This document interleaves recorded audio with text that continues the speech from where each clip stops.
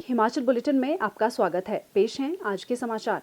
मुख्यमंत्री श्री जयराम ठाकुर ने आज शिमला में मुख्यमंत्री सेवा संकल्प हेल्पलाइन 1100 की समीक्षा बैठक की अध्यक्षता की। इस अवसर पर श्री जयराम ठाकुर ने प्रदेश के अधिकारियों को लोगों की शिकायतों के शीघ्र निवारण को सर्वोच्च प्राथमिकता प्रदान करने के निर्देश दिए, ताकि शिकायतों के निवारण में अनावश्यक रूप से देरी के कारण उन्हें किसी प्रकार की परेशानी न हो।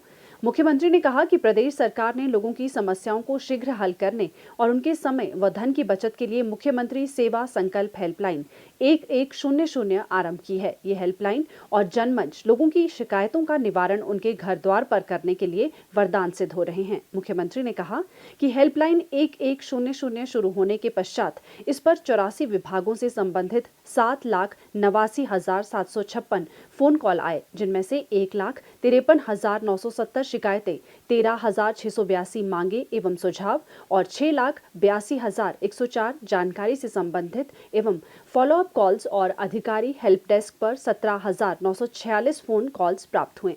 शिकायतकर्ताओं की संतुष्टि के पश्चात 98,132 शिकायतें बंद कर दी गई। श्री जयराम ठाकुर ने कहा कि शिकायतों का उचित विश्लेषण किया जाना चाहिए, ताकि संबंधित विभाग शिकायतों के मुख्य कारण से संबंधित डेटा प्राप्त कर सके। उन्होंने कहा कि इससे न केवल जनता की शिकायतों का निवारण होगा, बल्कि शिकायतकर्ता संतुष्ट भी होंगे। मुख्यमंत्री ने कहा कि हालांकि पिछले वर्ष की तुलना में शिकायतों के संतोषजनक निवारण की दर में वृद्धि हुई है, परंतु इसे और अधिक बढ़ाने के प्रयास किए जाने चाहिए। उन्होंने कहा कि जल शक्ति विभाग की संतोषजनक क्लोजर रिपोर्ट 72% है, जो कि सबसे अधिक है, जबकि राज्य स्तर पर संतोषजनक क्लोजर प्रतिशत 64% है। मुख्यमंत्री ने कहा कि अप्रासंगिक और झूठी कॉल करने वालों पर रोक लगाने के लिए नीति तैयार की जानी चाहिए।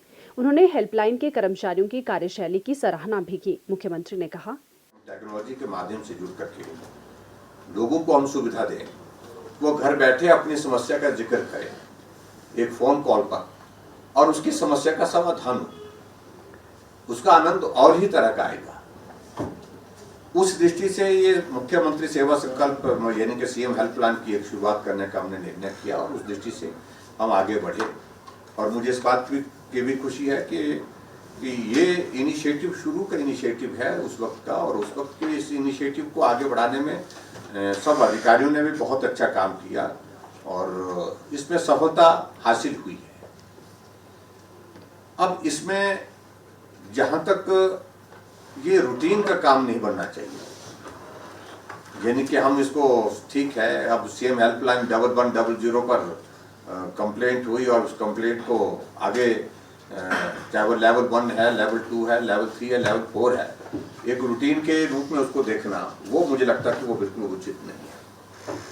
यानी कि सीएम हेल्पलाइन के माध्यम से जो भी शिकायत आई है उसको गंभीरता से लेना, इसकी गंभीरता कभी भी कम ना हो, उस बात को सुनिश्चित करने की आवश्यकता है।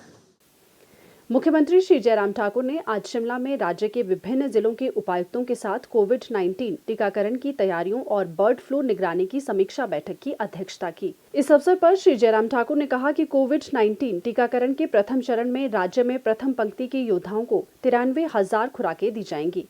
इसमें राज्य, केंद्र सरकार और सशस्त्र बलों के स्वास्थ्य देखभाल कार्यकर्ता शामिल होंगे। इसके लिए 46 स्थलों का चयन किया गया है।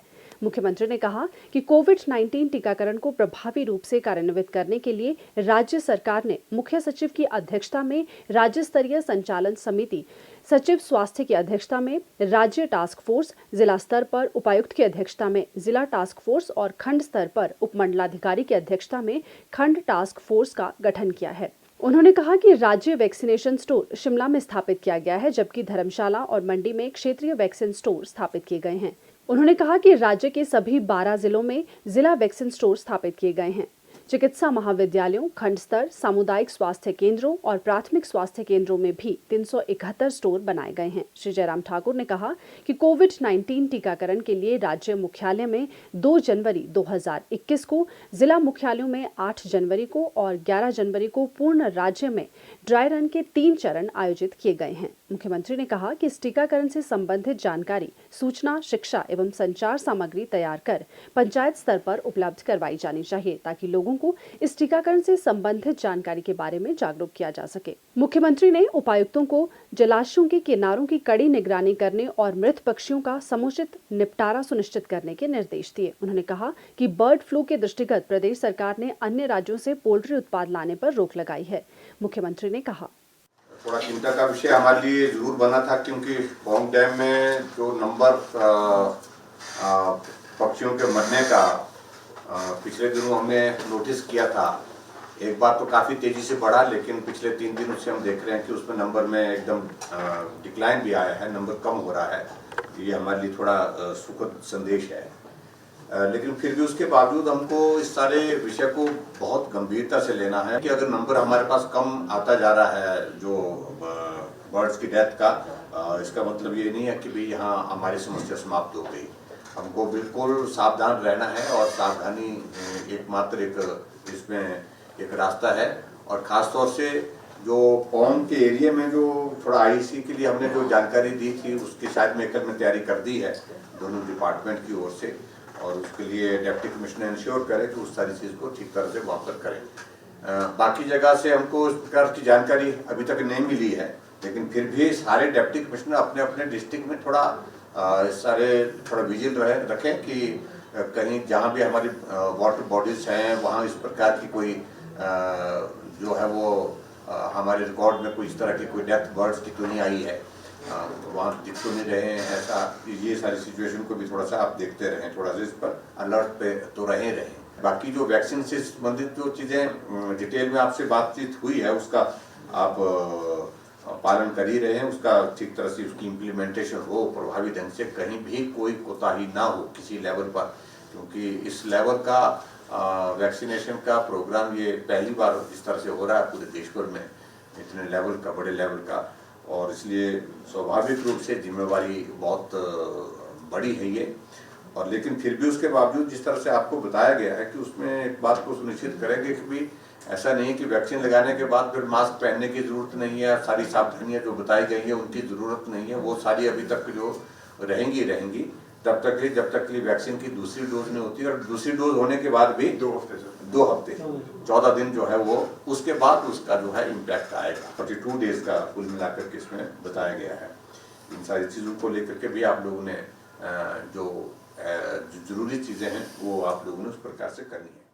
आज शिमला में मुख्यमंत्री श्री जयराम ठाकुर ने सूचना एवं जनसंपर्क विभाग के वरिष्ठ अधिकारियों के साथ आयोजित बैठक की अध्यक्षता की। इस अवसर पर मुख्यमंत्री ने कहा कि एक प्रभावी मीडिया योजना तैयार की जानी चाहिए, जिससे प्रत्येक हिमाचल वासी को ये महसूस हो कि वे हर क्षेत्र में हिमाचल प्रदेश के 50 वर्षों की शानदार यात्रा का सहभागी रहा है। श्री जयराम ठाकुर ने कहा कि जनसंपर्क अधिकारियों को आम आदमी के हित के लिए आरंभ की गई प्रदेश सरकार की नीतियों और कार्यक्रमों के प्रचार के लिए अधिक उत्साह, समर्पण और व्यावसायिकता के साथ कार्य करना चाहिए, ताकि इन्हें सही परिप्रेक्ष्य में लोगों तक पहुंचाया जा सके। मुख्यमंत्री ने कहा कि मासिक पत्रिका हिमप्रस्थ के विशेष संस्करण प्रकाशित किए जाने चाहिए, जो न केवल पाठकों के लिए रोचक होने चाहिए, बल्कि इसमें हिमाचल प्रदेश की जीवंत झलक भी होनी चाहिए। श्री जयराम ठाकुर ने कहा कि इन वर्षों के दौरान राज्य की उपलब्धियों का व्यापक प्रचार सुनिश्चित करने के लिए परंपरागत मीडिया का उपयोग सुनिश्चित किया जाना चाहिए। उन्होंने कहा कि इस कार्यक्रम में युवाओं को सम्मिलित करने के लिए कदम उठाए जाने चाहिए। उन्होंने कहा कि स्वर्ण जयंती वर्ष के दौरान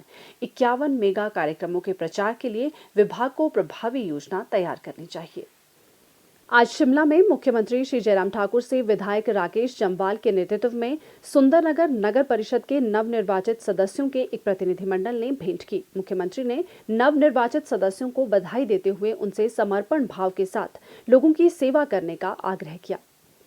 प्रदेश में कोरोना संक्रमण की जांच के लिए आज 2520 लोगों के सैंपल लिए गए, जिनमें से 1174 लोगों की रिपोर्ट नेगेटिव पाई गई है, जबकि 1341 लोगों की रिपोर्ट आना बाकी है। अभी तक 8,56,434 लोगों की जांच की जा चुकी है, जिनमें से 7,98,529 सैंपल की जांच नेगेटिव पाई गई है।